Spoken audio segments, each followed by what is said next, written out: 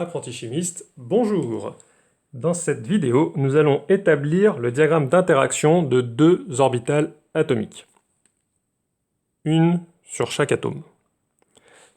La première chose à faire, c'est de placer chaque orbitale atomique sur un axe d'énergie. Comme on a deux atomes, on va faire deux axes d'énergie. Alors on va imaginer qu'on s'intéresse à l'hydrogène. Donc l'orbitale pertinente, c'est l'orbitale 1s. Et on va la faire interagir avec une orbitale 1s sur l'hélium, dont on sait qu'elle est plus basse en énergie, puisque l'hélium est plus à droite au sein de la même période. La deuxième étape, c'est de représenter deux orbitales moléculaires. Une plus basse en énergie que les deux, et une plus haute en énergie. Alors, celle qui est plus basse, au départ on a ces deux orbitales atomiques. Celle qui est plus basse va être une orbitale liante, c'est-à-dire que le HEH sera le même pour les deux lobes les plus proches l'un de l'autre. Donc ici, les deux sont assurés.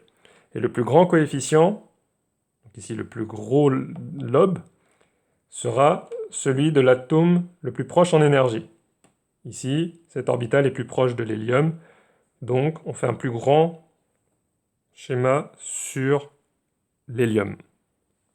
Pour l'antiliante, c'est le même raisonnement, sauf que cette fois-ci, le plus proche en énergie, c'est l'hydrogène. Donc c'est l'orbitale 1s de l'hydrogène, donc on va avoir ici un plus grand coefficient, et c'est une combinaison antiliante, c'est-à-dire que les deux ne sont pas assurés de la même manière. Et la dernière étape, c'est simplement de relier les orbitales atomiques aux orbitales moléculaires pour bien montrer l'interaction. Donc en résumé, on place chaque orbitale atomique sur un axe d'énergie. On représente ensuite deux orbitales moléculaires, une plus basse en énergie, liante, et qui a comme plus grand coefficient l'orbitale atomique la plus proche en énergie, donc ici la plus basse. Même raisonnement pour l'antiliante, plus haute en énergie, qui a comme plus grand coefficient l'orbitale la plus proche en énergie, donc ici la plus haute.